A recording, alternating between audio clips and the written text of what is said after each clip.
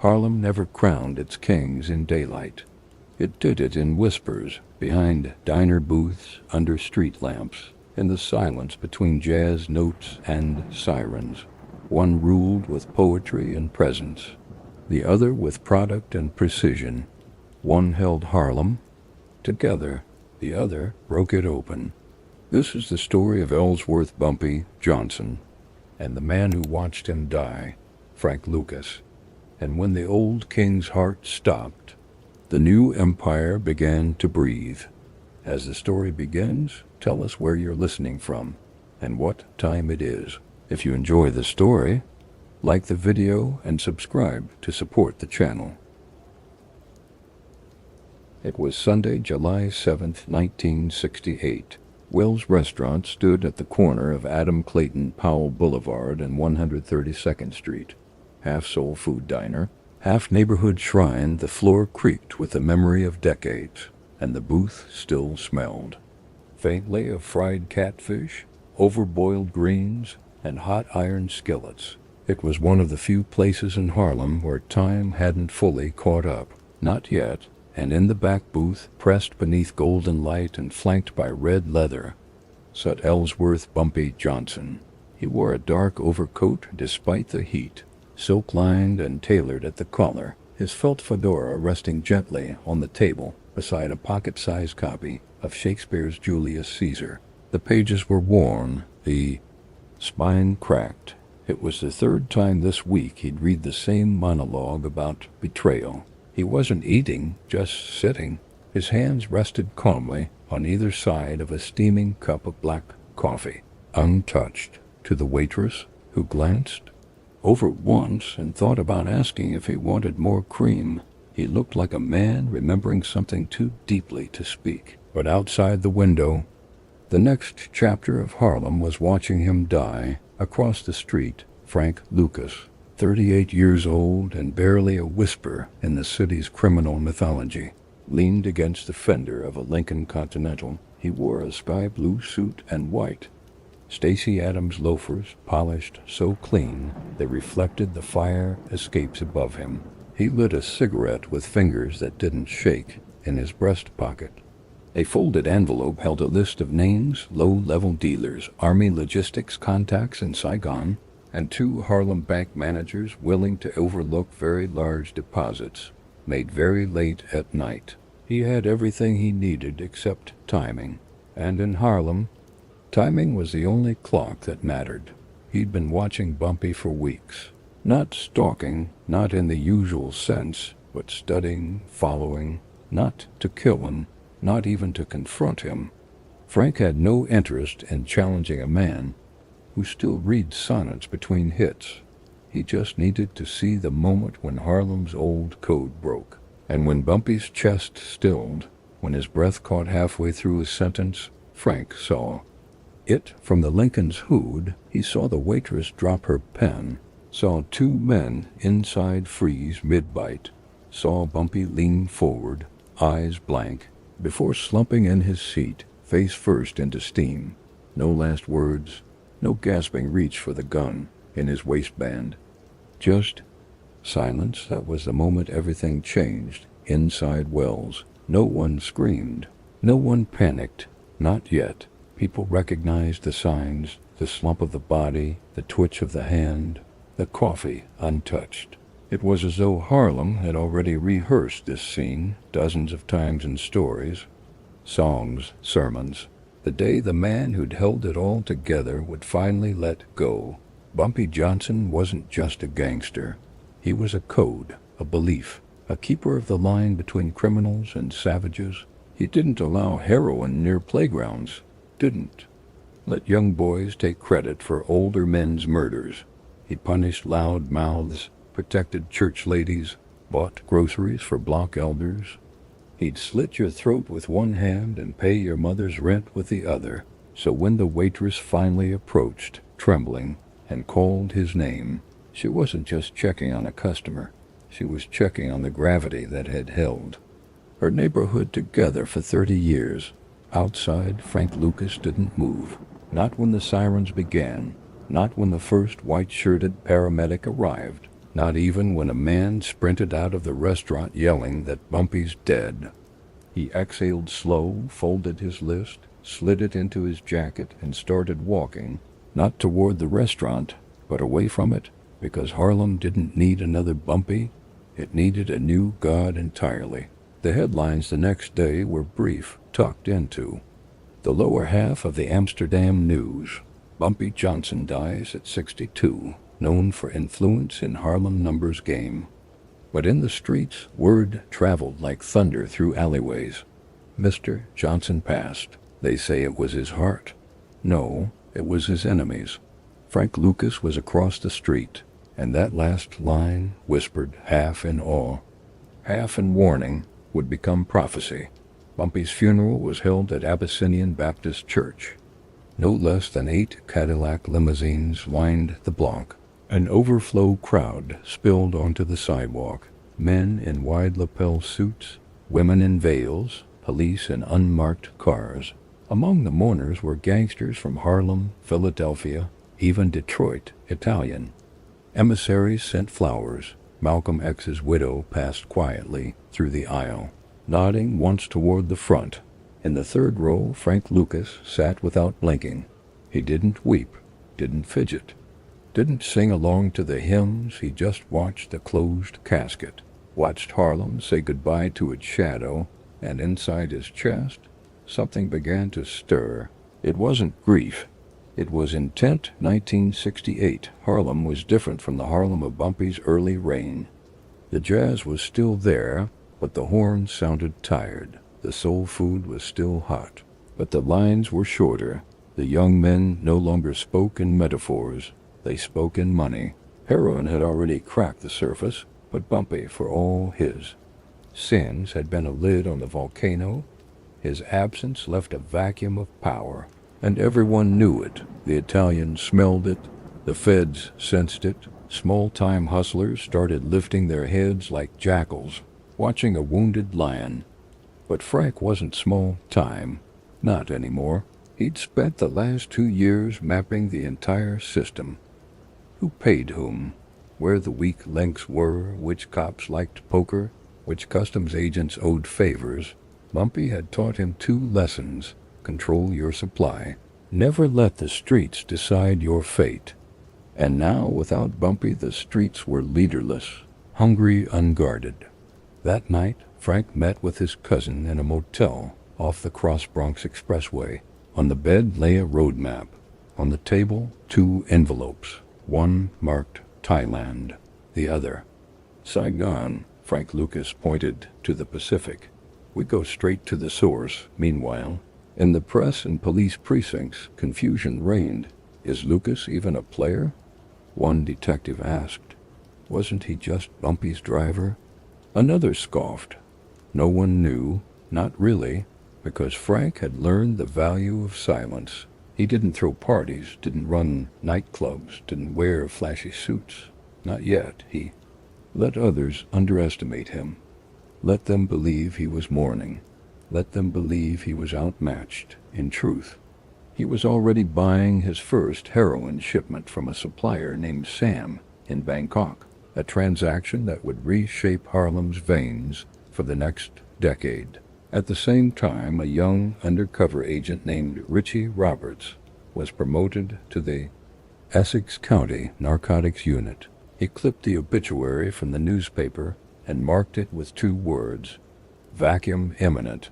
Roberts didn't know Frank Lucas yet, had never heard his name, but he knew Harlem, knew how vacuums worked, and he knew that when a man like Bumpy Johnson died, someone far worse always rushed in. He wasn't wrong. Back at Wells' restaurant, the red leather booth sat empty for weeks. No one sat there, not even tourists. It became a monument to an era that passed in a breath. Some said they still saw Bumpy's fedora in the corner of their eye. Others said the coffee never stopped steaming. A few claimed that if you sat in his seat and didn't order, you'd hear him whisper a line from Shakespeare. The evil that men do lives after them. The good is often interred with their bones. Harlem had buried Bumpy, but what came next would bury Harlem. The first time Ellsworth Johnson bled, he was 8 years old. It happened outside his father's carpentry shed, just outside Charleston, South Carolina. A white boy from 2 streets over had called his older sister a black whore. Ellsworth said nothing, not because he agreed, not because he was scared, but because he couldn't form the words in time. His stammer, a hitch in his throat that showed up whenever he felt cornered or angry, made every comeback arrive too late. So instead, he picked up a rusted horseshoe and brought it down across the boy's cheek. They say the boy's mouth never healed right. Neither did Ellsworth's silence. He was born on October 31st, 1905, Halloween, but there was nothing playful about the world he entered. Charleston was a city of contradictions, cobbled streets and cracked belts, mansions with wrap-around porches, guarded by men who'd rather hang a child than hear him speak. By the time Ellsworth turned 10, he'd seen more lynched bodies than birthdays. The smell of burned flesh on pine bark, the way a crowd gathers to pretend it isn't human what hangs from the tree. He didn't forget those faces, especially not the ones who smiled at the rope. His father, William Johnson, was a stern, proud man, a skilled craftsman with broad hands and little tolerance for emotion. His mother, Margaret Moultrie, was softer, but not weak. She sang spirituals while stirring collard greens, her voice trembling like glass in the heat. The family didn't have much, but they had a kind of internal law. Speak clearly, work hard, keep your dignity. Ellsworth was the youngest of 5, and the only one who couldn't recite a sentence without breaking it into pieces. Every time his father corrected him, he grew quieter. Every time a classmate mocked his speech, his fists clenched tighter. By 13, Ellsworth had grown into his frame, tall for his age, broad shoulders, long arms like tree limbs, but his mouth still betrayed him. It became a kind of obsession, the war between the brain and the tongue. So he found other ways to express himself. He began carrying a penknife tucked into his sock, not for protection, for punctuation. If he couldn't say it, he could carve it into someone's memory. In 1919, when he was just 14, something snapped. His sister, Mabel, came home from the local grocery store in tears. A white store owner had grabbed her arm and accused her of stealing a sack of flour. She hadn't, but when she tried to explain, the man laughed and pushed her into a stack of crates. Her dress tore, her lip bled. Ellsworth didn't stammer that day. He didn't speak at all. He simply walked to the store, stepped behind the counter while the man was restocking shelves, and drove the knife straight into the back of his thigh. The man screamed. Ellsworth didn't run. He waited for the police to come, sat calmly on a crate, hands folded. When they arrived, he said one thing, slowly, stammer-free. "No one touches my sister." The judge was not interested in justice. He looked at Ellsworth, then at the store owner's bloodied pants, and sentenced the boy to a reform school upstate for aggravated violence and delinquency. It was supposed to be 6 months. He stayed nearly 2 years. Those 2 years would become the foundation for everything that followed. Because the reform school wasn't about reform, it was about containment. Young black boys beaten, starved, humiliated, ground down until all they knew was obedience or violence. But Ellsworth didn't fold. He learned instead. He studied the other boys, the way they talked, the way they moved in packs, how alliances formed over a single cigarette or a stolen blanket. He watched the guards too, how their cruelty came in waves, predictable, cyclical. He learned when to fight, when to stay still, and he read. At first, it was scraps, newspaper clippings, pages torn from Bibles. Then a janitor named Mr. Riley gave him an entire book, The Souls of Black Folk by W.E.B. Du Bois. Ellsworth read it slowly, sometimes out Loud, sometimes stammering, but something in the words lit a fuse in him. This wasn't just survival anymore. It was education, preparation. He would leave this place with more than scars. By the time he returned home in 1921, he was 16 and different. He stood straighter, spoke less, listened more. His mother wept when he walked through the door. His father didn't hug him, but that night, William placed a sharpened chisel and a block of mahogany on the kitchen table and said simply, "Make something that lasts." Ellsworth carved a chess piece. A night, years later, he would still carry it in his coat pocket. Charleston, though, hadn't changed. Same cracked streets, same unspoken curfews, same white boys in uniform daring him to look too long at the wrong storefront. Ellsworth stayed just long enough to bury his grandfather, then boarded a train bound north. The ticket was paid for by a cousin in Harlem who promised something better than this. He wore a threadbare coat and carried one suitcase inside, a second-hand pair of shoes, his penknife, and a copy of Julius Caesar. He had underlined one line in pencil, "Let me have men about me that are fat, and such as sleep o' nights." He didn't know what power meant yet, but he knew it had something to do with silence and with watching who doesn't sleep. Harlem in 1922 was a kingdom of contradiction. Jazz bled from open windows. Preachers shouted on corners. The Renaissance was in full bloom. Zora Neale Hurston, Langston Hughes, and Claude McKay turning trauma into poetry. But beneath the art, there were games being played. The numbers racket was beginning to spin gold coins out of pennies. Gambling dens and brothels fed both sides of the street, and the Italians, growing bolder by the year, watched it all like hawks waiting for the wind to shift. Ellsworth Johnson, 17, with a stammer and a penknife, stepped into this world like a question mark with a slow heartbeat. He found work running packages for a bookmaker named Pee Wee Dawson. Nothing major, just slips of paper, cash, and envelopes. But he noticed things: who tipped well, who smiled but didn't mean it, which corners were watched by cops, and which weren't. He said little, listened much. His stutter, once his shame, became a weapon.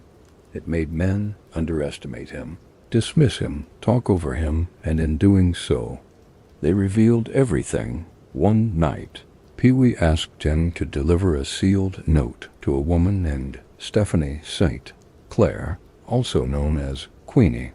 She ran Harlem's biggest numbers operation and made kings kneel. Ellsworth walked through her parlor with wide eyes, ornate carpets, crystal ashtrays, French perfumes. She looked him over once, paused, then asked, "Boy, what's your name?" He opened his mouth, fumbled. She waved her hand.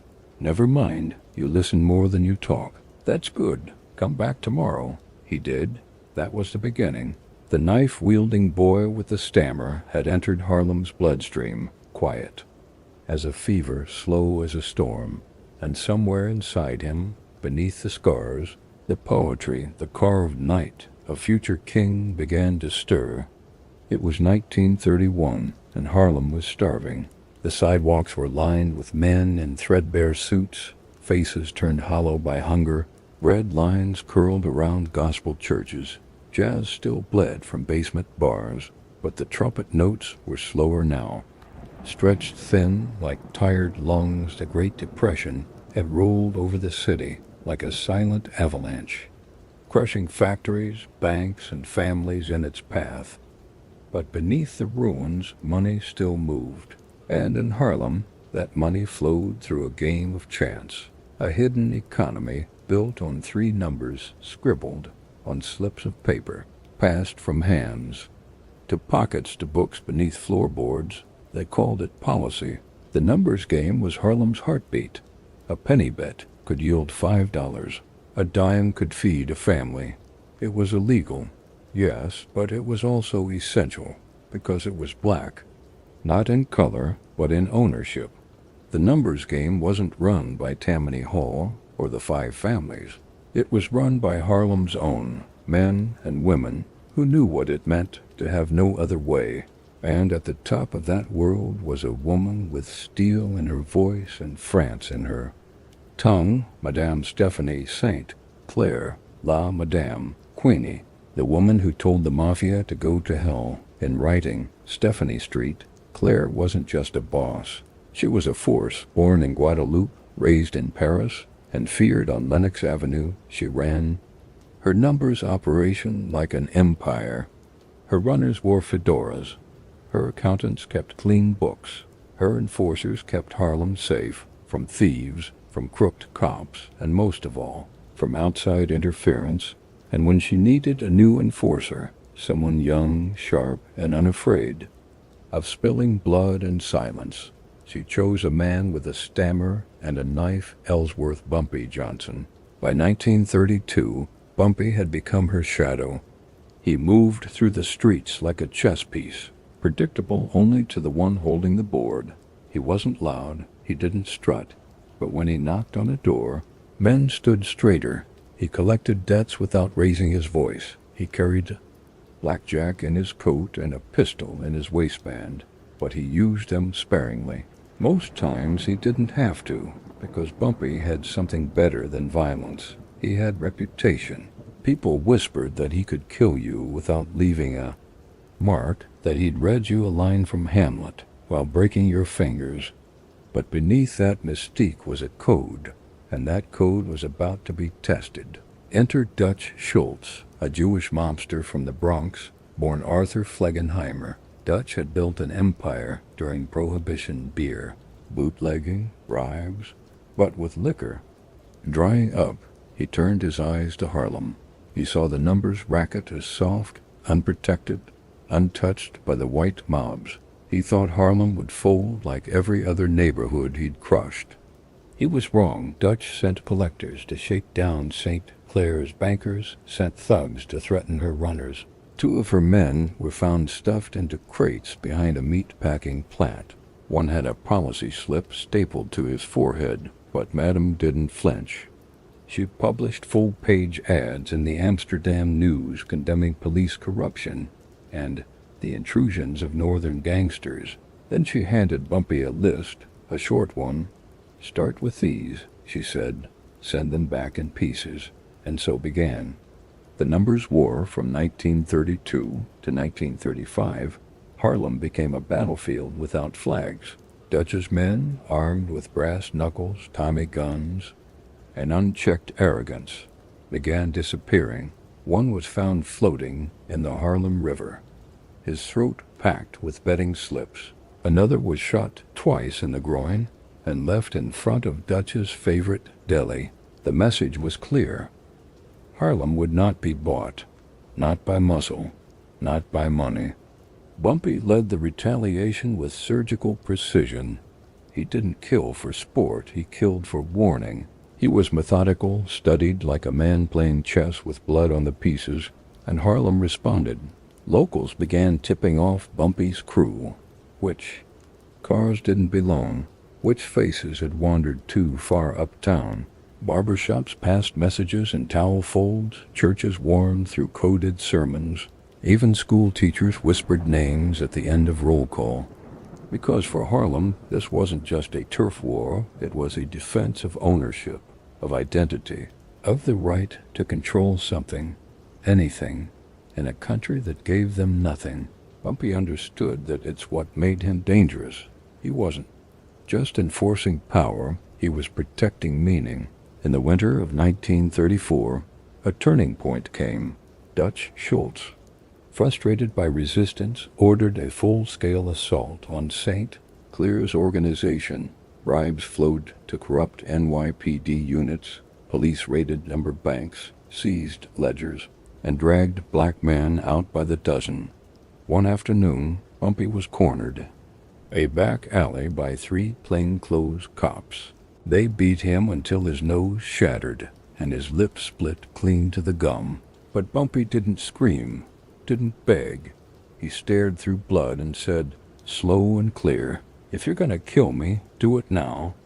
Because if I get back up, I'm not coming back with prayers." He spent 3 nights in jail. When he got out, he limped into St. Clair's office, took off his coat, and said only, "We need a new accountant. Ours just flipped." Then he asked for the next name on the list. By mid-1935, Dutch Schultz's Harlem operation was in collapse. Too many bodies, too many bullets, too much heat. Even the Italians were uneasy. Luciano, Genovese, Coslo. They admired Dutch's profits, but not his recklessness. Harlem was drawing headlines, and headlines drew prosecutors. So when Dutch began planning the assassination of Special Prosecutor Thomas Dewey, the Italians made a decision. Dutch was found shot to death in a Newark tavern, slumped in a men's room, clutching his stomach. It wasn't Harlem that killed him, but Harlem had broken him, and Bumpy Johnson. Bumpy had won. He didn't celebrate, didn't throw a party, didn't buy a new car. He simply walked through Lenox Avenue, nodded to 3 barbers, left a $10 bill with a shoeshine boy, and returned to Madame St. Clair's parlor. There, he opened a small notebook, wrote down 2 names, and then crossed them out. He was 30 years old, already feared, already mythologized, but he wasn't done. The numbers war gave him something deeper than money or fame. It gave him proof that Harlem could fight back, that a man with a stammer and a code could carve out space where the world said there was none. But it also taught him something else. That power required restraint, and that the people watching him, the ones who nodded as he passed, were not cheering for violence.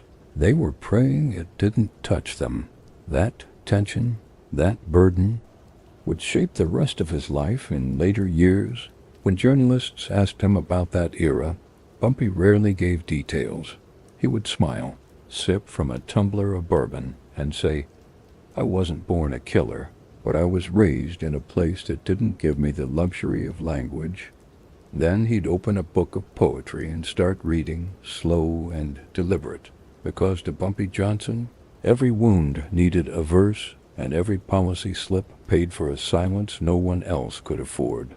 The suit came first, dark navy Brioni, single-breasted, tailored in Rome, the kind of cut that made a man look not just powerful, but inevitable. When Ellsworth Bumpy Johnson stepped into Small's Paradise in 1946, wearing that suit, silk pocket square folded into a perfect triangle, diamond, cufflinks glinting against his wrist, he didn't need to say a word. Everyone turned, everyone knew. The war was over, and Harlem had a king again. The Harlem Bumpy returned to, after his latest stint behind bars, wasn't the same Harlem he'd once defended with fists and gun metal. The Depression had thinned out the storefronts, but the wartime economy brought something new, liquidity. Money moved faster, new music, new names, new crimes, and Bumpy moved with it. He was no longer just an enforcer. He was a strategist, a man who understood not just streets, but systems. Influence, access. He dined at Frank's on 125th, read newspapers with his morning espresso at Lido's on 7th. He took meetings not in back rooms, but in booths under chandeliers. He didn't carry a gun anymore, not often, because now he had men for that, but beneath the elegance, something colder had taken root. Bumpy no longer needed to break a man's jaw to be heard. He just needed to pause, mid-sentence, mid-sip, mid-smile, and let silence do the talking. It was in that silence that decisions were made. Who lived, who owed, who vanished. By 1947, Bumpy had consolidated power in ways even St. Clair never had. He maintained respect among Harlem's black bankers and barbers. He handled disputes like a magistrate, listening, weighing, and ruling. But behind closed doors, he was also conducting quiet diplomacy with men who had once tried to destroy his world. The Italians. Luciano was gone, deported to Naples, but his shadow lingered, and in that shadow stood Vito Genovese, Carlo Gambino, and others who saw Harlem as a resource, not a community. Bumpy knew the game. He negotiated, set boundaries, accepted some partnership, but never obedience. If a shipment came through the Bronx, fine. If it crossed 116th Street unannounced, that shipment disappeared. And everyone, even the commission, understood one rule. You don't cross Bumpy in Harlem. The press had no idea what to make of him. On Sundays, he was seen entering Abyssinian Baptist Church, head slightly bowed, suit impeccable, no entourage. On Mondays, he was photographed shaking hands with the president of the Harlem Chamber of Commerce. On Wednesdays, the FBI tracked him to a dim-lit apartment in East Harlem where heroin was packaged in shoeboxes beside gospel vinyl records. He was a contradiction, a chess player quoting James Baldwin while running narcotics through shipping routes he'd memorized from library maps. To some, he was Harlem's protector. To others, a dressed-up parasite with a prayer book and a pistol. The truth lived somewhere in between.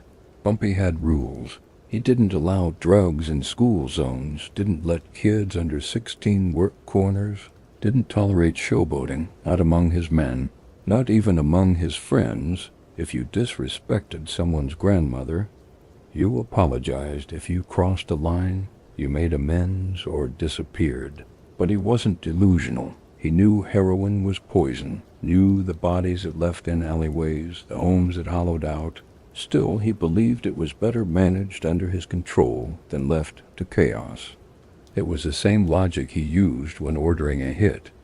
There are no good men, he once told a reporter off the record. Only men who choose where their bad lands.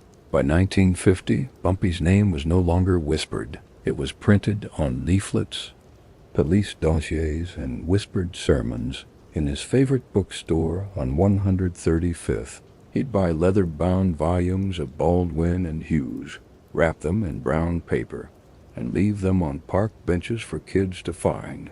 But across town, agents from the Bureau were drawing red circles around his photograph.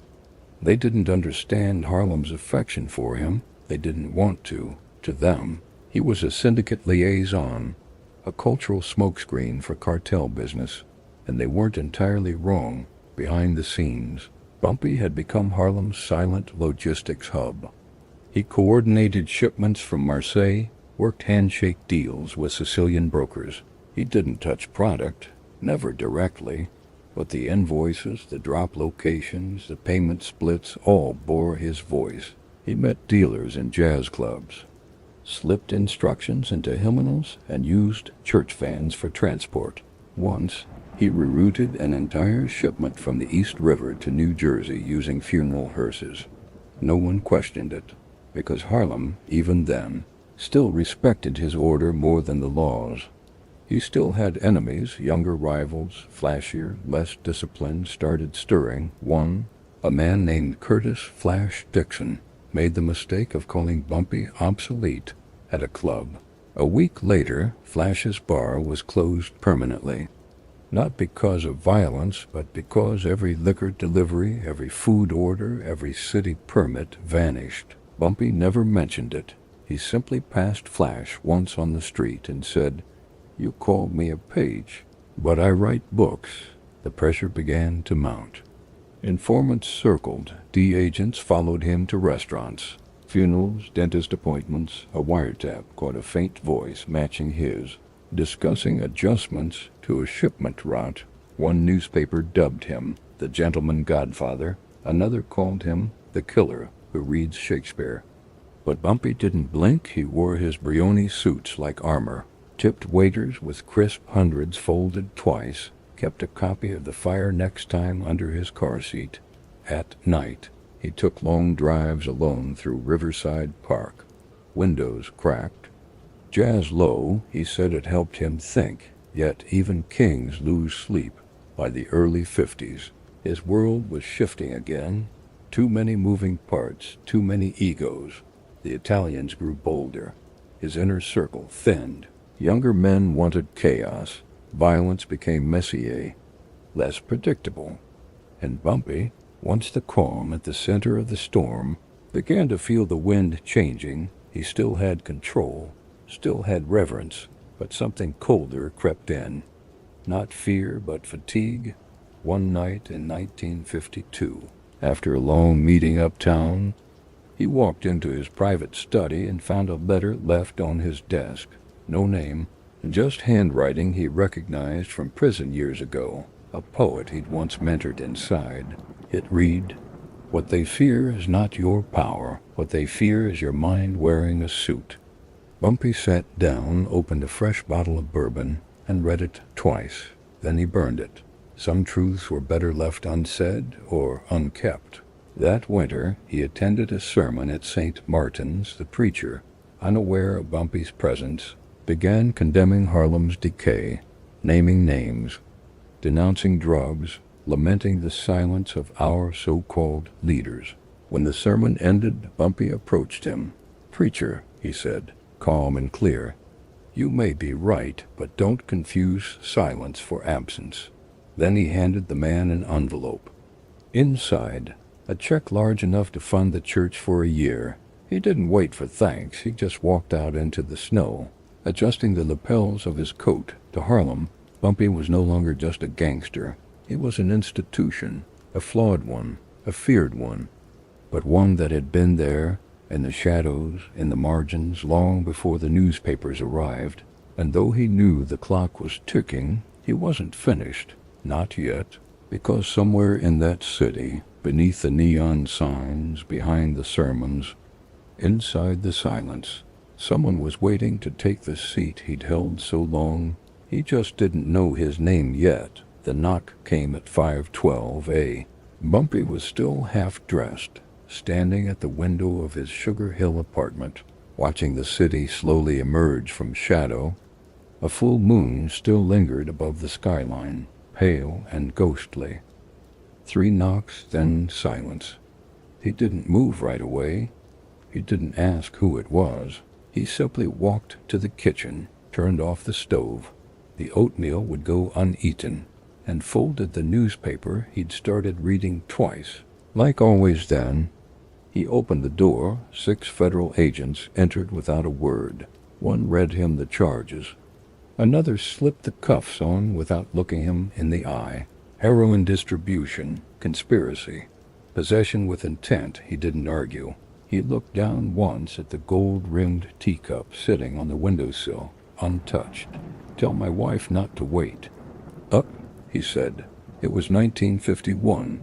The streets of Harlem buzzed with jazz, doo-wop, and rumors, but none of them were louder than the news that Ellsworth Bumpy Johnson had been taken down. Officially, it was the feds. Unofficially, whispers pointed to a local rival who tipped them off, a younger dealer looking to carve his name into Harlem's throne by removing its king. The trial didn't last long. The evidence was thin, but the political pressure was thick. Harlem's heroin problem had grown too large, and someone had to be sacrificed. Bumpy refused to give names, refused to cut deals. He pled guilty on 1 count and stood silent on the rest. The judge called him arrogant. His lawyer called him principled, but Harlem just called him theirs. He was sentenced to 15 years in Alcatraz, later transferred to Leavenworth. It wasn't his first time behind bars, but it would be the longest. And this time something shifted, because Bumpy, the man who once settled disputes with fists and flawless memory, decided he would use these years not to harden, but to sharpen. Inside Leavenworth, he didn't posture. He didn't speak unless spoken to. Instead, he read Dostoevsky, Baldwin, Marcus Aurelius, Rumi. He read slowly, pencil in hand, underlining not just ideas, but silences between them. At night, he wrote poetry, sometimes 2 lines a night, sometimes a single word that lived for weeks before the next one arrived. His cell became a library. His body, lean, still dangerous, moved less now, but his mind, that stammering engine of memory and strategy, began to burn hotter than ever. Other inmates noticed. At first, they called him boss man. Some even tried to test him. Soft challenges, probing stares, muttered slights, Bumpy didn't flinch. He played chess with a Dominican drug lord, quoted Langston Hughes during breakfast, spoke in riddles that doubled as threats. By year 2, no one touched his books, no one took his chair in the yard, and every Friday night a group of young inmates gathered quietly in the corridor outside his cell, not to pray but to listen. They called it the sermon without a name. Bumpy would sit, back to the bars, and speak without looking at anyone. He talked about Harlem, about the price of pride, about the difference between fear and respect. A man who wants to be loved will lose his teeth, he once said. A man who wants to be feared will lose his sleep. But a man who makes people think before they move, that man might just live long enough to matter. The words moved through concrete and steel, not because they were beautiful, but because they were earned. He was transferred twice during his sentence, once to Atlanta Federal Penitentiary, once back to Leavenworth. In each, he carried 3 things: a black-bound notebook filled with unfinished poems, a letter from his wife, Mame, folded flat and pressed between pages of the Prophet, and a photo of Harlem's skyline, taken from the top of the Teresa Hotel on a foggy morning. He never hung it. He memorized it, each building, each window, each rooftop edge, because Bumpy never forgot his terrain. Even when the bars tried to erase it, back in Harlem the cracks were forming. Younger dealers moved in with flashier suits and less rules. Heroin was no longer an operation. It was a flood, a wildfire without borders. The Italians still played their games, but now they used new messengers, kids with empty eyes and quick fingers. Without Bumpy, the old codes unraveled. Mothers who once nodded to him at corner stores now whispered about overdoses and missing. Sons, the silence he once ruled had turned chaotic, louder, meaner, but in prison, Bumpy refused to worry. He knew what power was. It wasn't a gun in your waistband or money in your shoe. It was memory, and Harlem remembered.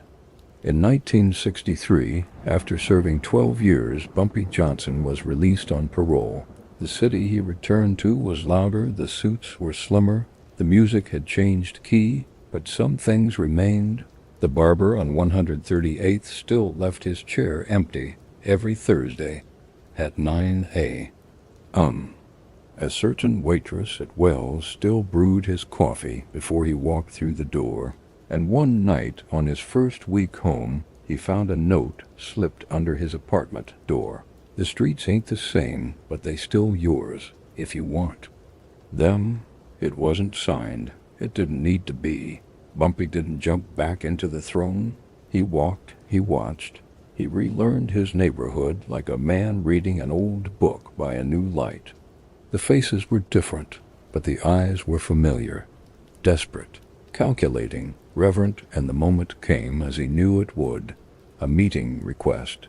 A quiet corner of a jazz bar, a young upstart with too much money and not enough wisdom. The kid tried to impress him with numbers, volume, reach. Bumpy listened, stirred his drink, then said gently, "You ever read Baldwin?" The kid blinked. "Who?" "Exactly." He got up, left the drink unfinished. Sometimes the most brutal correction is indifference. Still, Bumpy wasn't interested in rebuilding the same empire. Too many bodies, too much noise, too little honor. Instead, he moved differently. Fewer meetings, cleaner circles. His hands stayed dry, but his voice still moved mountains. And his code returned. No corners near churches, no deals without eye contact, and no business with men who thought bullets were louder than ideas. He didn't want the crown anymore. He wanted the terms. In private, he wrote more poems, letters never mailed, half-thoughts, scribbled on diner napkins. One of his final pieces, later found in a drawer after his death, read, "The city changed its coat, but the wind underneath is the same. It stammers like I did. It waits to be listened to. It remembers. That line would be carved into a plaque decades later, bolted near a bench in St. Nicholas Park. But in those years after prison, it was just a whisper he carried, like a match kept dry in a storm. Bumpy Johnson never stopped being a criminal, but he also never stopped being a student of men, of silence, of Harlem. He understood that control didn't come from violence. It came from discipline, from knowing when not to speak, when not to strike, when not to let the world convince you it had won. And in those final years, though he smiled less and walked slower, he was still watched, not with fear, but with the kind of reverence that comes only once, when a man holds chaos in one hand and poetry in the other, and doesn't drop either. The suits didn't fit like they used to. That's how Bumpy first spotted the change, in the way new men walked into Harlem, lean, loud, stitched into silk too tight around the shoulders, their lapels too wide, their shoes too clean. They came in Cadillac coupes and shouted in doorways. They dressed like gangsters but moved like amateurs. All flash, no rhythm. By the early 1960s, Harlem was changing, not just the storefronts or the music or the pulse of the street. The underworld itself had lost its balance, and Bumpy Johnson, now older, sharper, more measured, was still trying to hold a line the city had long stopped seeing. The men flooding the neighborhood were younger, hungrier, less bound by history. They didn't know the rules. Worse, they didn't care. There was Big James Crenshaw, a flashy upstart out of Bed-Stuy, who paid teenagers in kicks and paper bags of cash to run corners.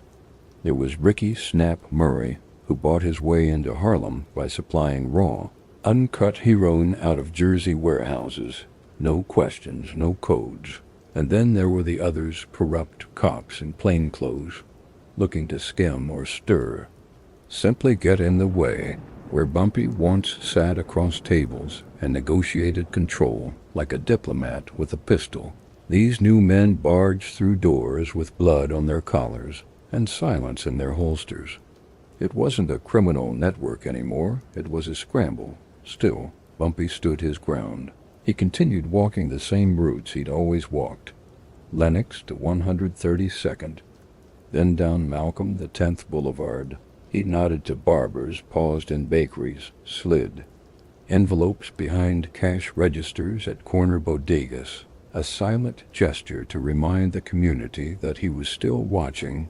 But he also saw the price creeping in, more addicts on stoops, more kids strung out before 15, and worst of all, the return of something Bumpy had once buried, child dealers. One afternoon in 1964, Bumpy received a quiet knock at his door. A woman stood on the steps, her eyes hollow, hands shaking. She didn't ask for money. She didn't even ask for help. She just said, "They got my son. He's wearing your name on the street."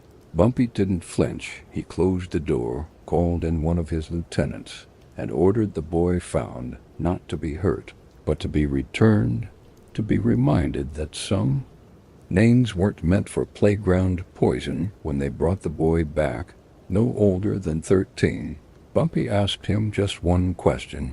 "You know who I am?" The boy nodded. "Then why are you acting like I'm dead?"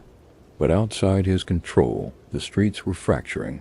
The Italians had grown colder, more distant. Federal agents were circling, not loud, not brash, but patient. They moved through Harlem like wind through reeds, invisible but everywhere.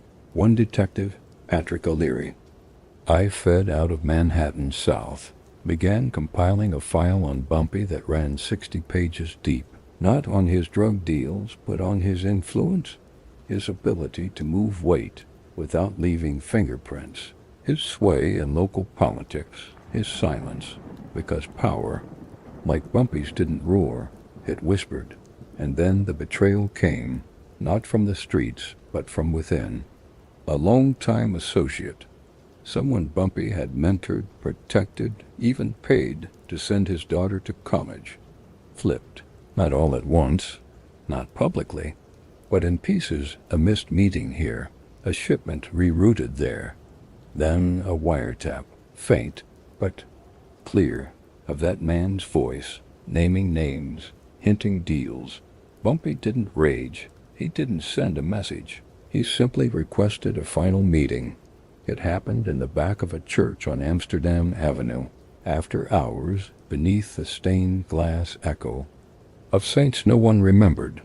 The man sat, trembled. Bumpy looked at him, long and slow, then slid a folded envelope across the table. Inside was a photo, a picture of the man's mother.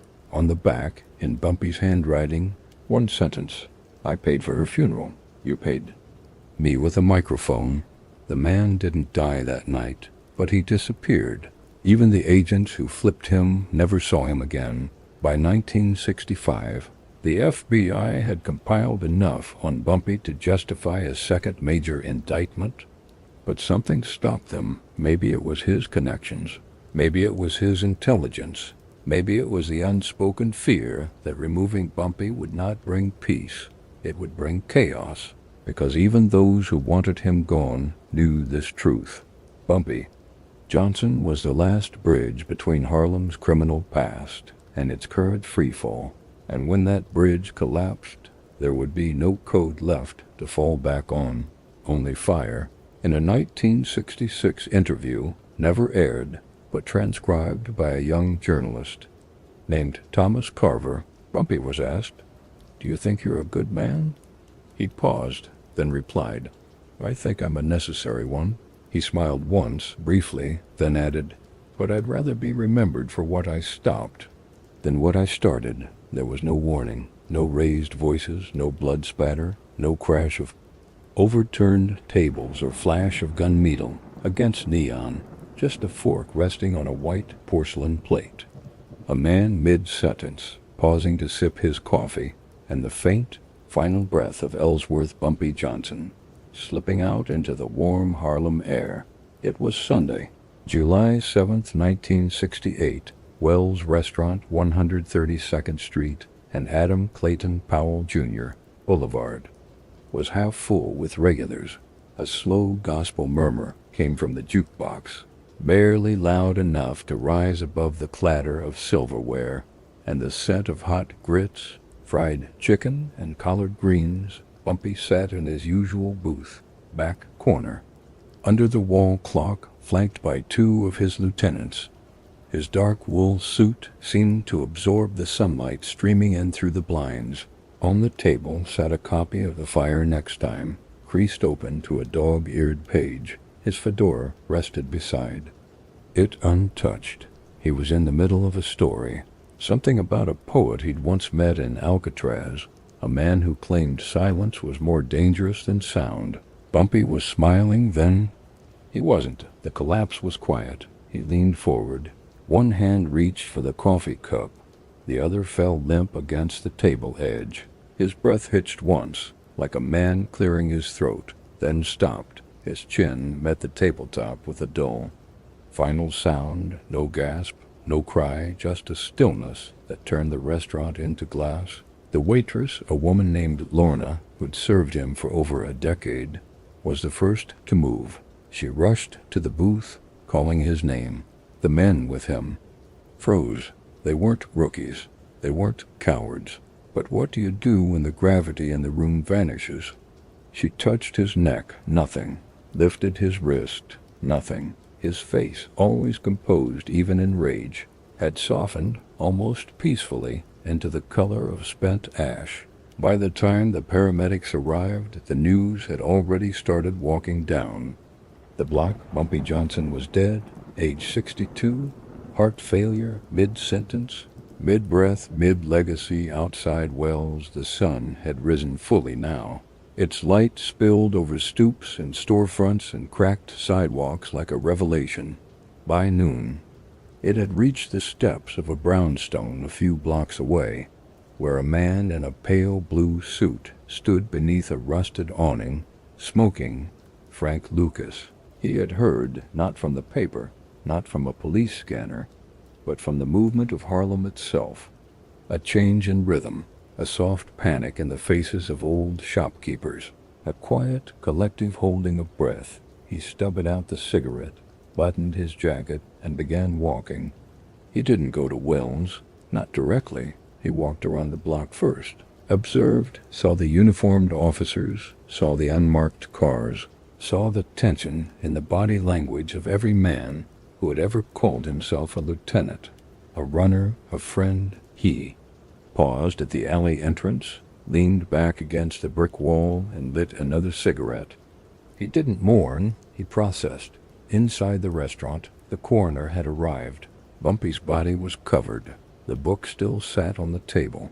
Someone had gently placed a fedora on top of it, as if he'd just stepped away to take a call. Lorna was crying in the kitchen. One of the waiters, a man too young to know Bumpy's full story, muttered to himself, "A man that big don't just die that quiet." But that's the thing about Bumpy. He didn't need noise to make history. By nightfall, Harlem had begun rewriting itself. The phone booths buzzed, the corners whispered, the vultures started circling, because when a king falls without naming an heir, every soldier thinks the crown fits him, but not Frank Lucas. He wasn't interested in inheriting, he was interested in building, and now the throne was vacant. The newspapers were respectful. If cautious, Harlem figured dies and diner, said one. Alleged crime boss collapses mid-meal, read another. Friend, to many feared by more, whispered the editorial pages, but the streets spoke louder. They spoke of the envelopes he left in church basins, the boys he kept off the corners, the justice he dispensed without asking permission, the code that ended with him, because even the men who'd plotted behind his back paused. They knew what they were walking into. A Harlem without Bumpy was not a Harlem with less power. It was a Harlem without protection. At Abyssinian Baptist Church, the pastors were already making calls. The funeral arrangements began in silence. One man offered to donate flowers. Another, a once-imprisoned rival, sent word that he would not attend, but would light a candle for the last honest criminal. And in an apartment in New Jersey, a man who once wore Bumpy's jacket as a teenager sat down at a typewriter and began writing a eulogy. He never finished it because there weren't words enough. That night, Frank Lucas sat in a corner booth of another Harlem bar, not Wells. That was sacred now. He nursed a glass of bourbon, said nothing, took notes. He remembered the roots, the silence, the rules. He remembered the time Bumpy made him return $1,000 he hadn't earned, just to teach him that Harlem didn't pay out favors without debt. He remembered the poem Bumpy once read aloud at a private dinner, where no one dared interrupt. Better to be feared in silence than remembered in noise. That line lingered now, hovered like smoke, and in its shadow Frank made a decision. He wouldn't copy Bumpy. He'd do something worse. He'd replace him. The city wouldn't know it yet. The newspapers wouldn't print it for years, but from that quiet diner booth in Wells, a new empire would rise, not built on respect, but product, not balanced by philosophy, but efficiency, not ruled by silence, but numbers. Bumpy's Harlem had died with his last breath. Frank's Harlem was about to be manufactured, but for now, there was just the stillness, the closed sign hanging crooked in Wells' front window, a coffee cup left full, a folded book, unread past page 42, and the ghost of a man who had once made Harlem hold its breath, and now made it tremble without. Moving at all, they called it Tobacco Road, a stretch of dirt just outside LaGrange, North Carolina, long enough for a boy to run from nothing, but not far enough to outrun who he'd become. It was where Frank Lucas was born in 1930, into heat, hunger, and the slow boil of the Jim Crow South, the kind of place where men carried hate like pocket knives, where names weren't spoken in school books but written in sweat or screamed in pine thickets late at night. And when Frank was just 6 years old, he saw something no child should ever see. His cousin, 15, wiry, fearless, was accused of looking at a white woman the wrong way. That's all it took. One night a group of men came, no badges, no names, just hoods and rope and the silence. Of everyone who watched, Frank watched too. From behind a wooden fence, frozen, small hands gripping the edge, too tight to feel the splinters. He didn't understand all of it then, but he understood this. Nobody was coming to help us. After that night he changed. The laughter slowed. The fists clenched quicker. The eyes darted more. By 12 he was stealing chickens from coops. By 14 he'd stolen a pistol from a drunk's knit stand and used it to rob a traveling salesman for $40 and a broken watch. His mother wept. His father hit him. But the South didn't offer redemption, just survival or submission. Frank chose survival.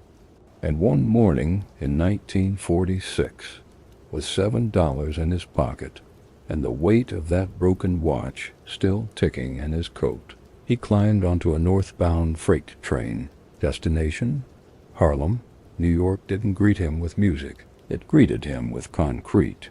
A skyline that swallowed him whole, and a city that demanded he learn faster than he could breathe. He found a bed in a boarding house on 116th Street, shared with 2 other boys and a roach the size of a cigarette box. He hustled hard, fast, running errands, washing dishes, slinging counterfeit watches from a suitcase outside the Apollo Theater. But it wasn't enough not to get ahead, so he learned to watch the shadows. He watched the pool halls, how money moved between hands without eye contact. He watched the pickpockets in the subways, how they used rhythm, not speed. He watched the bookies near the corner bodega, how they listened more than they spoke. And soon he began to try his hand, snatching a wallet here, lifting a pocketbook there, quick, precise, never greedy, and always alone. Because Frank Lucas understood early what took most men years to grasp. If you needed someone to watch your back, you'd already lost. Then came the night that changed everything. A Friday, raining, the kind of Harlem rain that washes away sound and makes ghosts out of tail lights. Frank was inside an underground pool room near 126th. He wasn't playing, just watching, as usual, and then he walked in, tall, heavy, hat low, gloves on, quiet as a sermon. Bumpy Johnson. The room shifted. Conversation slowed. Chairs straightened. Frank didn't move, didn't blink. He watched Bumpy walk to the center of the room, nod once, place a $100 bill on the table without speaking. He didn't need to speak. The whole room already knew who held the power. Frank didn't approach him that night, but he followed carefully, quietly, not to rob, not to confront, just to see how a man like that walked through a city. Bumpy walked. Like the sidewalk owed him rent, he passed 2 corner kids without looking at them, but they still stepped back. He tipped a shoe-shine boy $50 without sitting down, and when he reached his car, a black Buick with white-walled tires, he stopped, turned, and said, without raising his voice, "You've been behind me for 2 blocks now. You got something to say?" Frank froze. Then he stepped forward. "I want to work." That was it. No stammer, no pitch, no begging. Bumpy stared, then nodded. A week later, Frank Lucas became Bumpy's driver. Not his right hand, not his partner, just his driver.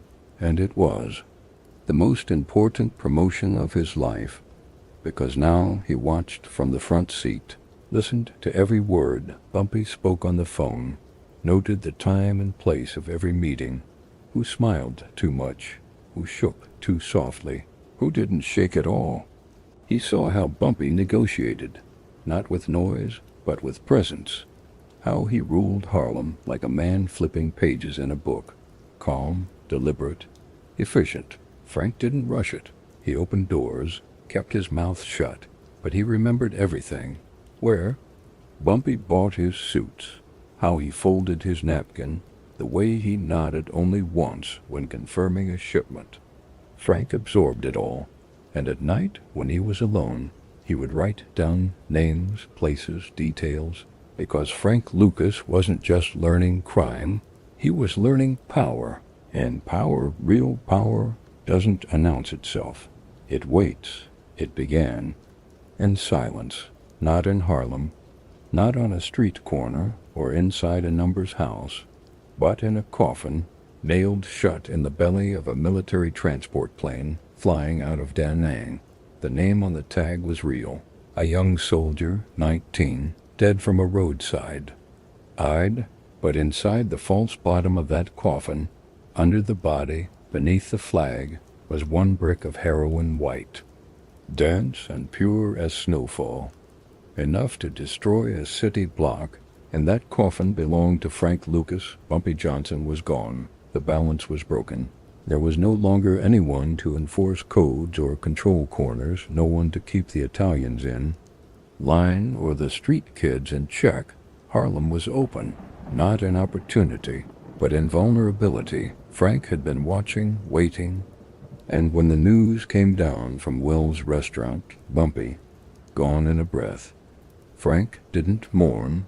He moved. By 1970, the heroin trade in New York was controlled by the Italian mafia. The product was diluted, cut, stepped on 3 or 4 times before it ever reached the street. It passed through so many hands it became weak, inconsistent. Frank understood what most others didn't. If you control the source, you control the price. If you control the price, you control the market. And if you control the market, you don't need permission from anybody. So Frank did the unthinkable. He went to Thailand. It was a strange, quiet war. The Vietnam conflict had turned Southeast Asia into a crossroads of desperation. Soldiers on leave, villages erased, generals paid off in opium instead of medals. Amid the chaos was the Golden Triangle, a region spanning parts of Laos, Myanmar, and northern Thailand, responsible for 2/3 of the world's heroin. Frank flew in under a fake name, claimed to be a contractor working in logistics. What he was really doing was hunting the source through a contact in the U.S. Army, a man known only as Sergeant Ike. Frank was introduced to a Chinese supplier named Lu Cheng. The man ran heroin routes through the jungle, protected by hill tribes and bribed officials. Frank didn't wear a suit when he met Lu. He wore boots, military khakis, a baseball cap, and a watch that didn't tick, just to show he didn't need time on his side. He made one offer: "I'll pay you cash. I'll take pure. I'll move it myself. No middlemen, no noise." Lu was skeptical, but Frank had 2 things no one else in Harlem had ever brought: discipline and infrastructure. He promised volume, protection, silence, and something else: coffins. Frank didn't invent the idea of using military coffins to smuggle dope, but he perfected it with Ike's help. He arranged for heroin bricks to be sealed in custom-made false compartments beneath the bodies of U.S. soldiers being shipped home. He paid top dollar, avoided shortcuts. Each brick was wrapped in thick plastic, then folded into olive-drab duffels, marked as personal effects. There were no dogs at the base gates, no X-ray machines, no questions, because no one wants to open a flag-draped casket. Back in New York, the shipments arrived at a private funeral home in the Bronx. The mortician was on Frank's payroll, another man who never asked for more than a check and silence. Frank would be there when they unloaded every time, hands behind his back, eyes on the crew. He never touched the product, never made phone calls from landlines, never stayed in one place longer than an hour. He moved like a ghost, but the dope, that blue magic, moved like fire. It hit Harlem like a second plague. Uncut, unstepped, pure. People called it glass, ice, sky powder. But Frank gave it a name that stuck: blue magic. It was packaging and performance, branding and brutality. He sold it for half the price of mafia dope, and it was twice as strong. Addicts swore by it, dealers killed for it, rivals tried to copy it, and when they did, Frank sued them. "Literally, that's my name," he once said. "You don't get to sell poison and borrow my reputation." By 1972, Frank Lucas was making over $300,000 a day. He'd bought a $125,000 mink coat and a matching chinchilla hat. He drove Cadillacs lined with bulletproof panels and walked into clubs like he owned the air inside. But beneath the flash was a machine, tightly controlled. Ruthlessly efficient, he put his brothers on payroll, built supply routes from Harlem to Newark to Philadelphia, stored cash in shoeboxes, safes, hollowed out speakers. He paid off cops but never trusted them. He tipped big, spoke little, moved like a businessman, because to Frank Lucas this wasn't a hustle, it was a corporation. But even empires built in silence make noise eventually. And somewhere someone was listening, but not just yet. For now, Frank sat in the back of his favorite Harlem nightclub.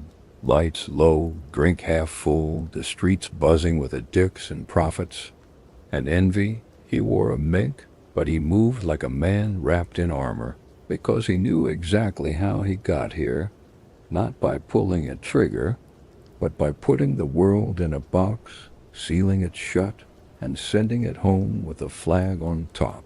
It was the kind of courtroom that made even steel feel cheap. High ceilings, cold benches, a clock that ticked too loud. Federal District Court, Southern District of New York, 1975. Frank Lucas sat at the defense table in a tailored suit that didn't seem to fit anymore. Not because of the cut, but because of the weight. Not physical weight, the other kind. His hands were still smooth, his posture still straight, but his world had already collapsed. Around him, prosecutors stacked boxes. Inside those boxes, ledgers, testimony, wiretaps, photos, and the memory of Harlem in flames. The charges were staggering: conspiracy, racketeering, trafficking, tax evasion, bribery, homicide by arrangement. 70 years. That's what they asked for. And the court agreed. When the sentence was read, Frank didn't speak. He blinked once, leaned back, then whispered to his attorney, "That's fine. Let's start from there." Because what no one in that room understood, not the press, not the judge, not even the agents who'd spent 5 years building the case, was that Frank had already decided not to go down alone. They say the fall of Frank Lucas began with a fur coat, the infamous night at Madison Square Garden, Alley versus Frazier, March 8, 1971. Frank had shown up ringside, front row, in a $125,000 chinchilla coat with a matching hat. The flashbulbs caught him. The newspapers published it. And one photo, one moment of vanity, caught the attention of the DEIS Richie Roberts. That was the beginning, but the end came much quieter. Frank flipped, not out of guilt, not out of fear, but out of calculation, because he didn't trust the system, but he trusted his math. 70 years? That's a sentence for someone with nothing to trade. And Frank still had everything. He had names, officers on payroll, politicians in his pocket, dealers in rival crews who'd never guessed he was watching, men who'd walked into his operation, smiled for the camera, and left fingerprints behind. He gave them up one by one, quietly, not in the courtroom, but in small, locked rooms behind it. He cooperated. He became the government's most valuable informant in the New York heroin scene, not because he told them what they already knew, but because he told them what no one wanted to admit, that their own agents were dirty, that the task forces had leaks, that lawmen with reputations were taking envelopes under tables. He exposed over 100 corrupt police officers, detectives, and federal agents.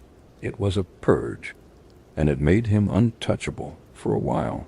He served just 5 years, for a criminal empire that had trafficked more heroin into Harlem than any operation in modern American history.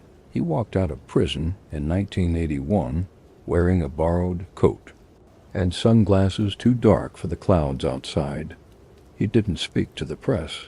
He didn't return to Harlem. He disappeared into New Jersey, into quiet, into myth. But the myth didn't stay quiet. Journalists began digging. Authors came calling. Then, in the early 2000s, a filmmaker named Ridley Scott started chasing a script. The result, American Gangster, 2007, starring Denzel Washington as Frank Lucas. It was stylish, sympathetic, a story of loyalty, betrayal, strategy, and redemption. The press hailed Lucas as an anti-hero, the kind of man who broke bad for reason, who made Harlem run like a business, who played chess while everyone else played dice. And for a while, Frank leaned into it. He gave interviews, he told stories, polished the legend, smiled for cameras. "I was the boss," he said in one interview. "I ran the game, I built it clean, like I BM." He described the Golden Triangle, the coffins, the product, the blue magic. But each time the details shifted slightly. A name forgotten, a timeline corrected, a confession that never quite held its shape, because Frank Lucas, the real one, didn't live in a script. He lived in revision, in private. Those who knew him said he wrestled with the legacy, that he regretted nothing, but questioned everything. But he never apologized, not really, but still asked God to forgive him when the room was dark, and his chest ached from the surgeries. His wife left, his fortune evaporated. One of his sons went to prison. He said less, smiled less, and in his final years, when asked how he wanted to be remembered, he gave a sentence that said everything and nothing. "I only did what they taught me to do." Frank Lucas died in 2019 in New Jersey, 88 years old. No empire, no entourage, no suit, no hat, just a man in a room, the last echo of a Harlem that no longer existed. A Harlem that had been carved in blood and brilliance, ruled in silence and burned down by its own ambition. And maybe that's the truth of it. Maybe Frank Lucas wasn't the hero the movies needed. Maybe he wasn't even the villain history demanded. Maybe he was something harder to define. A mirror held up to a system that praised the powerful, punished the poor, and let anyone become king. So long as they didn't reign too long, they weren't just brothers. They were infrastructure. When Frank Lucas returned from Southeast Asia with blue magic pouring into Harlem's veins, he didn't trust lieutenants. He didn't trust capos or old-timers looking for a slice of the new world. He trusted family, so he called in his blood. 7 brothers and cousins, some from North Carolina, some already floating in Harlem's orbit, came north on Frank's dime. He gave them clean suits, new cars, apartment keys, and street maps. Then he gave them a job. "Don't build an empire," he told them. "Run one." They called it the Country Boy Network. Each brother controlled a territory. Turner managed 125th Street. Leroy ran logistics through New Jersey. Melvin coordinated the money pickups. Others tracked cash, cleaned product, delivered death if it was required. It worked like a machine, efficient, ruthless, familiar. No one asked questions. No one skimmed. No one talked, because disloyalty in this family was considered not just a crime, but a betrayal of blood. At its height, the operation moved $1 million of heroin per day. From the Bronx to Baltimore, blue magic flooded communities like a chemical sermon. The streets chanted it. Addicts called it holy. Even rival dealers used it, then lied about their source. Frank's brothers kept their mouths shut, their hands moving, and their faces in the background. But slowly, the cracks began to show. The first warning came in 1972. A bag went out uncut, too pure. 3 overdoses in one night, all in the same block. Whispers moved faster than sirens. Frank was furious. He traced the bag back to Jerome. A cousin brought in from La Grange who'd been pocketing product and selling it raw for a bigger margin. Frank didn't kill him, but he sent a message the next day. Jerome was seen in a Newark diner. 2 fingers broken, mouth wired shut, envelope of bus tickets in his lap. He never came back, but the problem wasn't just greed. It was growth. Too much cash, too fast, too many moving pieces. And brothers who once played cards in the same room now talked through buffers and associates. Frank had built a system, but that system was human, and humans make mistakes. A mule in Queens left a trunk full of cash unattended. A driver got high off his own cargo and crashed into a deli. A cousin's girlfriend, high on powder and pride, bragged at a party about where the real money was stored.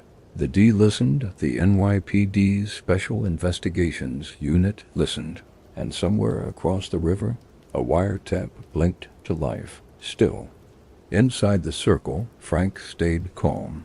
He told the brothers to lay low, tighten up, no new hires. No girlfriends near the stash, no calls from your own phones. But it was too late. The family was too big, the flow too wide. The scent of blood and profit was already in the air. In 1973, 2 of Frank's cousins were caught with $400,000 in cash and 3 bricks of heroin in a hidden compartment of a Pontiac Bonneville. They didn't talk, but they didn't need to. The police now had a pattern, a structure, a trail of cousins moving money like couriers for a cartel they didn't fully understand, and all of it pointed back to one name, Lucas. By the fall of that year, the Country Boy Network had stopped being invisible. The brothers still held Harlem, but Harlem had become a war zone. Detectives tailing the stash houses, agents hiding behind news vans, rival dealers scheming, hoping to carve up the empire before the feds could freeze it. And inside the circle, loyalty began to buckle. One cousin drank too much, another whispered too loud. Frank saw it, and for the first time, he looked tired. The family that built the empire was now its greatest threat, because in trusting blood, Frank had created something he couldn't control. Not a crew, not a business, but a legacy with its own hands, and no fear of burying the man who gave it breath. The whisper didn't come with a gun. It didn't kick in a door or leave a body on 145th Street. It came through a coil of copper and steel, a flicker of breath riding a wire in a government basement.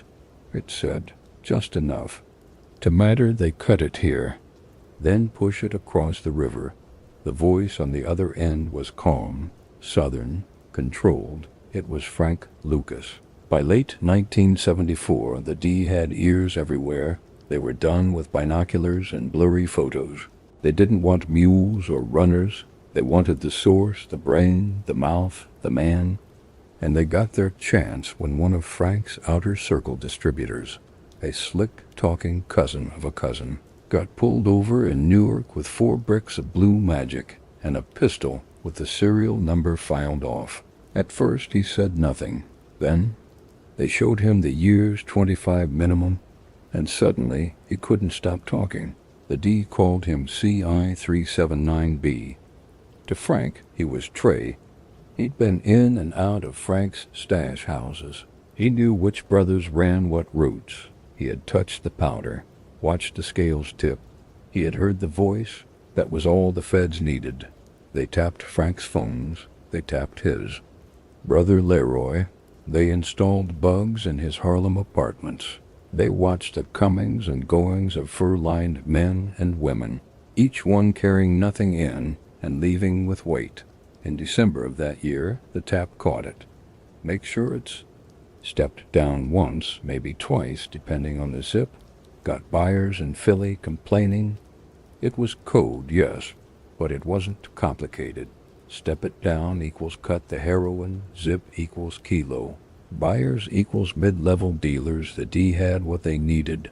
Frank Lucas had gone from myth to man with a recordable voice and an address in Teaneck, New Jersey. His home was lavish but quiet. A two-story brick mansion set behind black iron gates, imported leather sofas, crystal chandeliers, a garage that held a Rolls, a Lincoln, and a white Cadillac he called Miss Lucy. Inside his custom-built entertainment center, a hollowed-out Zenith television sat over $500,000 in stacked bills, heat-sealed and scented with dryer sheets. Lucas didn't trust banks. He trusted distance, silence, and static on the line, but static wasn't enough anymore.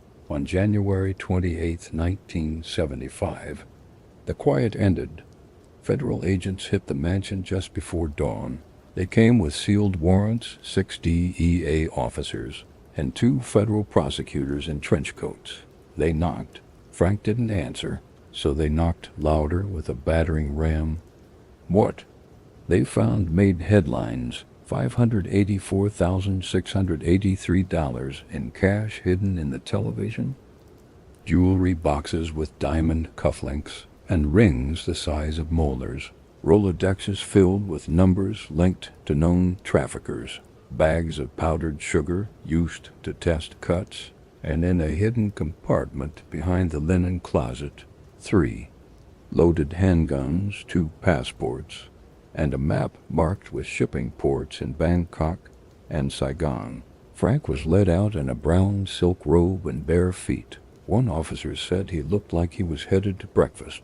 The story broke fast. Drug kingpin nabbed. In New Jersey raid, Lucas tied to Southeast Asia smuggling ring. D says Harlem Empire funded by Vietnam coffin scheme.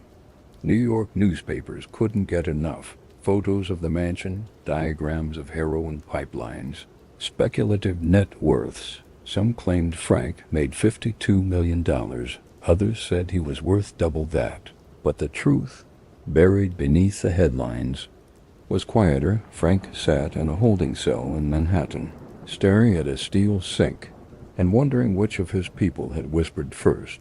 The indictments came in waves. Frank Lucas, conspiracy to distribute narcotics, money laundering, possession of unregistered firearms, 3 of his brothers, aiding and abetting interstate trafficking, 2 cousins, falsifying import documents, racketeering, a detective from the NYPD's Special Investigations Unit. Bribery, that last one hurt the most, because Frank had spent years greasing palms, cash in envelopes, gold watches at Christmas, and now those same men were turning state's witness, standing in court and pretending they'd never shaken his hand. In court, Frank was still composed. He wore tailored suits, spoke only when spoken to, watched the jury, not the judge, but inside. The structure was already collapsing. His family was splintering. His assets were frozen. And the name Lucas, once said in whispers and with awe, was now spat in alleyways by addicts mourning their dead. Frank once said, "It ain't the drugs that get you caught. It's the people around the drugs." He was right. The empire didn't die with a bullet. It didn't burn or drown. It bled out, one whisper at a time, through a wire, through a handshake, through the mouth of a man too scared to serve 25. By spring, the case was airtight. There would be no bargaining, no mercy, unless Frank gave them something back, and what he gave would rewrite the story of Harlem crime forever. But that's the next chapter. There is a silence that comes before. Betrayal. It is not the silence of guilt, not the hush of a man planning to run. It is deeper than that. The silence of a man watching his empire die brick by brick, and knowing that no one will build it again. In a dim cell at Metropolitan Correctional Center, Frank Lucas sat alone, not in chains, not yet, but shackled by a different weight. Legacy, what did it mean to be king? When the throne was gone, and the court was turning state's evidence faster than he could name them, he had once been the most feared man in Harlem, the ghost in the back room, the shadow behind every kilo of blue magic. Now, he was inmate 0453-4068, pacing in foam slippers, eating government cheese, and waiting for his name to be called by a prosecutor. The streets called it snitching. The law called it cooperation. Frank called it strategy. They offered him a deal, not out of pity, but pragmatism. If Frank talked, really talked, they said, he could cut decades off his sentence, but the price wasn't cheap. They didn't want the low-level runners, or even the mules flying in from Bangkok. They wanted cops, they wanted detectives, they wanted the men who let it all happen, who turned patrol cars into delivery trucks and courthouse corridors into smuggling lanes. Frank knew all of them, and now, for the first time in his life, he spoke. In the hearings that followed, Frank Lucas did what few men in his world ever dared. He named names. Officer O'Hanlon, 28th Precinct, took $5,000 a month, drove dope. From the docks to the Bronx. Detective Morales gave me badge numbers of raids before they happened. Cost me $40,000 over 3 years. Captain Fenley approved lost evidence reports. Knew exactly what I was moving. Didn't care. Long as he got his slice, the numbers piled up like case files. By the time the dust settled, over 100 law enforcement officials had been implicated. Some resigned, some stood trial, some quietly vanished from the force. Frank Lucas didn't just break Harlem's code, he cracked New York's blue wall. The fallout was nuclear. In Harlem, his name, once spoken with reverence, became a curse. Old allies refused to collect calls. Family members crossed the street when they saw him in court. On TV, even in prison, the weight of betrayal followed him. He was relocated, placed in protective custody, watched by guards who no longer respected him, but now feared him in a different way. Frank had not just flipped on his world. He had rewritten its rules, and yet in the wreckage came a second life. In 1991, after serving just under 5 years, Frank Lucas walked free, not as a king, not as a soldier, but as a story. He returned to a Harlem that had forgotten him. The corners he once ruled now sold crack, not heroin.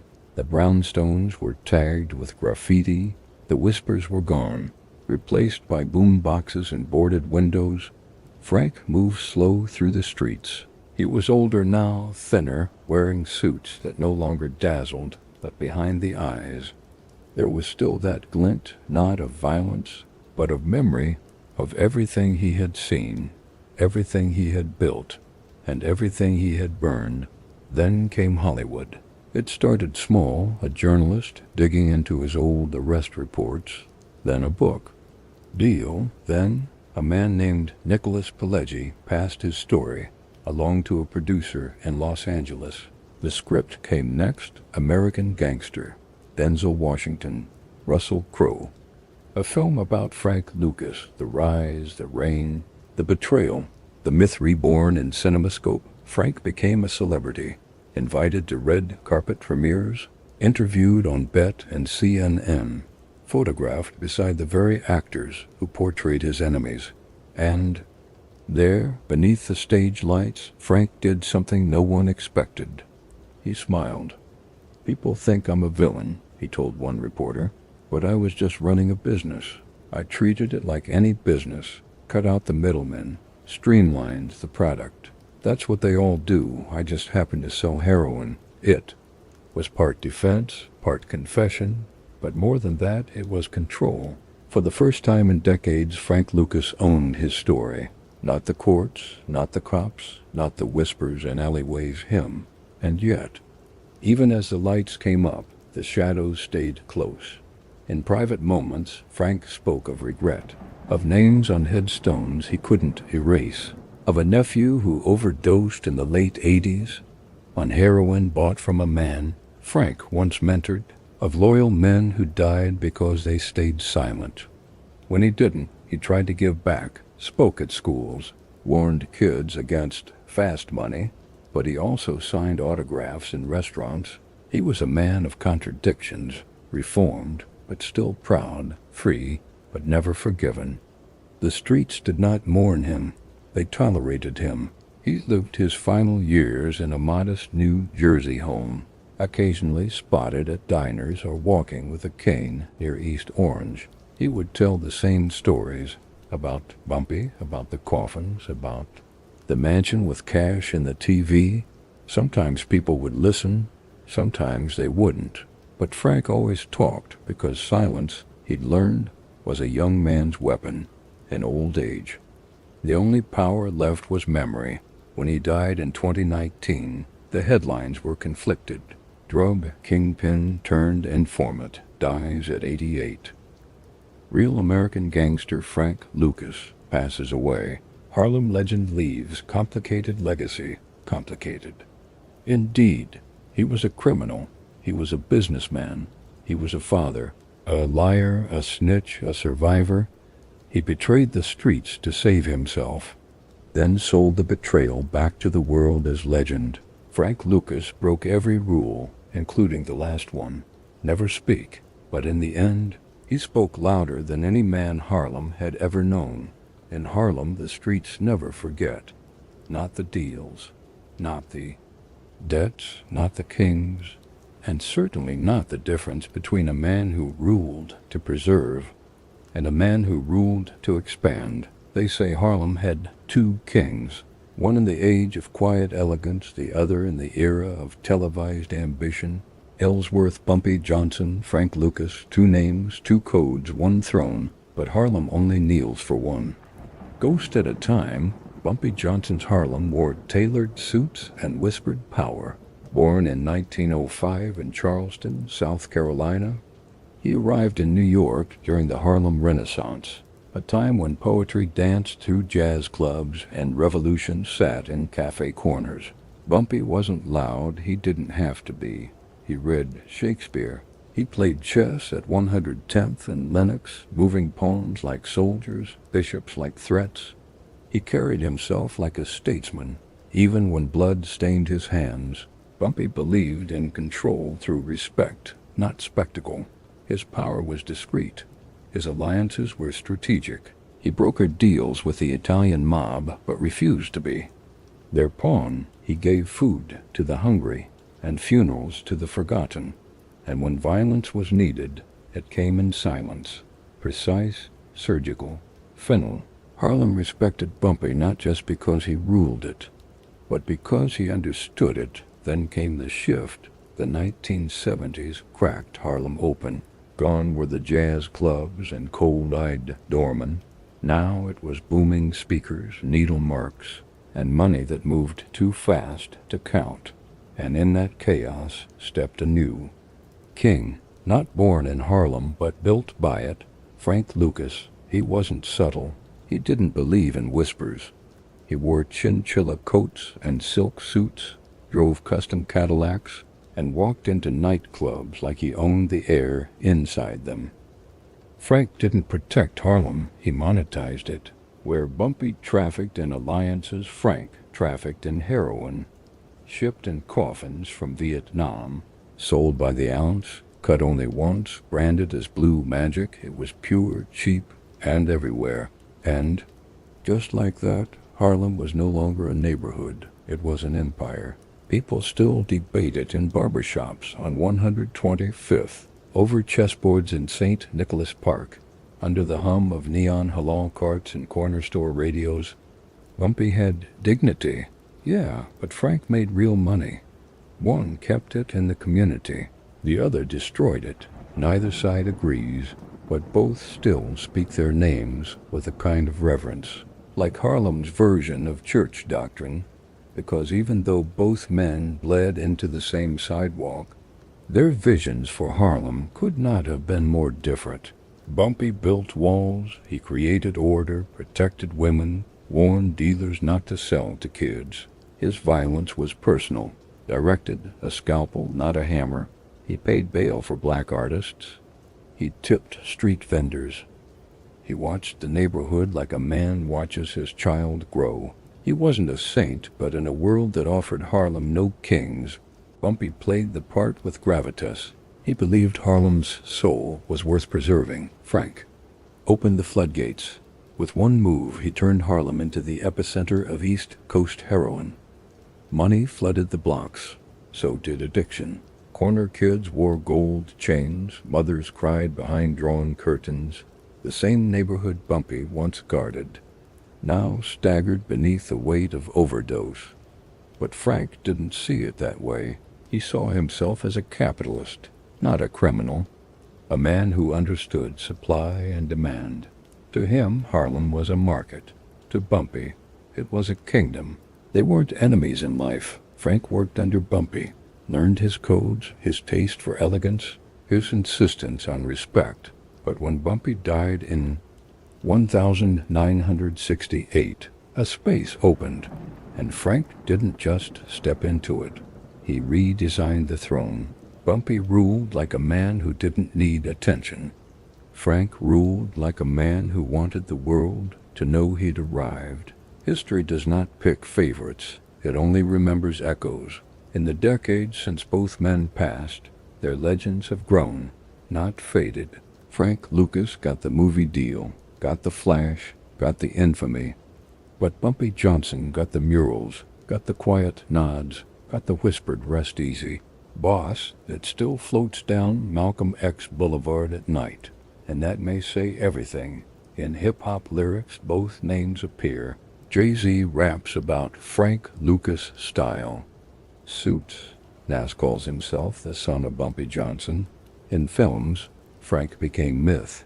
In whispers, Bumpy became memory. Two kings, one throne but Harlem.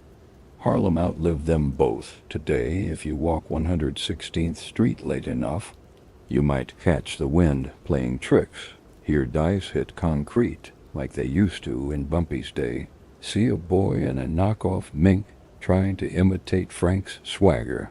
But the real Harlem kings are gone. All that's left is what they left behind. A code, a crack, a debate, a crown, and a neighborhood still trying to figure out whether the throne ever really belonged to anyone. There's a booth near the back of Wells' restaurant, the kind of corner that once held secrets under the soft rumble of laughter and jazz. It sits empty now, tucked between a frosted window and a chipped tile wall. The leather is cracked. The table leans slightly to the left, but in Harlem some chairs are still reserved for ghosts. The city outside keeps moving. New condos rise where old walk-ups once stood. Organic markets hum beside pawn shops. Gentrification reshuffles the map block by block. But not everything leaves when the buildings do. Some stories stay behind, pressed into the sidewalk like fossils, and Harlem remembers. It remembers the men who once sat in that booth at Wells. Men who dressed like kings but dealt in shadows. Men who fed children with one hand and ruined fathers with the other. They called it an empire, but empires built on vice don't collapse with thunder. They evaporate quietly until only the silence is left. There's a reason we end here. Wells wasn't just a restaurant. It was a crossroads. Frank Lucas used to sit by the window, always with his back to the wall, eyes watching Lenox Avenue. Bumpy Johnson met here with community leaders, slipping them folded bills under linen napkins. Detectives came here too, sometimes to follow, sometimes to listen, but now it's memory. You walk past it on a summer evening, and the only thing rising from the sidewalk is heat and rhythm. The corner feels ordinary, safe, forgotten. But history has a strange way of breathing through cracks in the concrete. This isn't a story about drug deals. Not really. It's a story about power, about men who rose because the system gave them no ladder, so they built one out of blood and ambition. Men who learned early that justice came late, if ever. That's survival. Meant becoming myth before you became a statistic. Frank Lucas, Bumpy Johnson. They didn't just hustle, they orchestrated, they dreamed. But the dream was laced with fear, with cruelty, with control, and Harlem bore it all. The triumph, the addiction, the music, the mourning. You can't point to the empire now. It's not a building, not a grave. not even a name etched into bronze.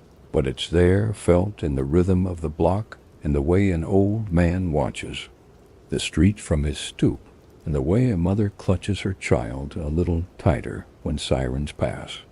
Legacies like Frank's don't end in headlines. They bleed into the atmosphere.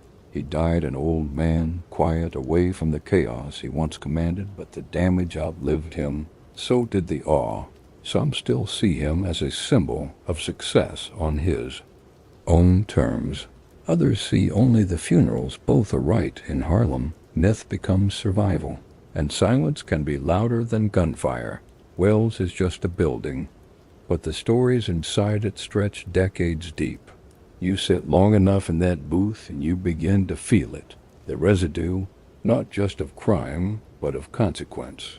The unspoken tension between pride and regret. Some say history is written by the victors, but in Harlem, it's remembered by the survivors. Frank once said, "The loudest man in the room is the weakest one in the room." He wore that belief like armor, spoke softly, moved precisely, let his empire roar without him raising his voice. But in the end, even the quiet kings get silenced, and what's left? Not the millions, not the fear, not the fame. What's left is this: a booth in a restaurant that outlived its kings, a stretch of concrete where names echo without needing to be spoken, a city still wrestling with the weight of what it remembers and what it forgives. They're all gone now. The dealers, the lookouts, the enforcers, even the cops who pretended not to see, but the blocks they ruled still bear their fingerprints. In the rust of a chain-link fence, in the stoop where kids play, tagged beside a mural of Malcolm, in the songs that speak of pain and pride in equal measure. This is where it ends, not in a prison, not in a headline, not in a grave, but here, in a neighborhood still learning how to live beyond the shadow of its kings, because empires fall, but the silence they leave behind, that never really goes away.